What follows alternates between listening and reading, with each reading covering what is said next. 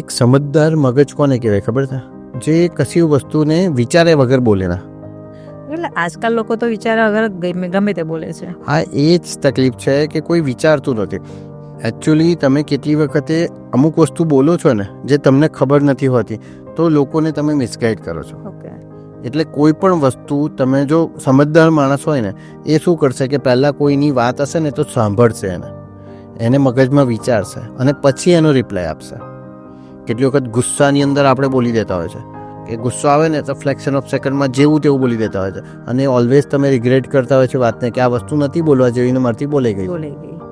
પણ જ્યારે તમે તમારા મગજને ડેવલપ કરો છો, અને એ બધી વસ્તુઓ મેડિટેશનને નથી આવે છે, તો એ મગજને તમે ડેવલપ કરો છો ને, તો મગજ શું કરે છે કે પહેલાં કશી વસ્તુ તમારી પાસે આવે છે, તમે એને વિચારો છો, વિચારીને મગજની અંદર એનું સોલ્યુશન વિચારો છો કે એની પરિસ્થિતિ વિચારો છો. હંમેશા તમે કોઈ હો વસ્તુ સાંભળો ને તો તમે સામેવાલાના પોઈન્ટ ઓફ વ્યૂથી હો વિચારવું જોઈએ, એવું કહે છે.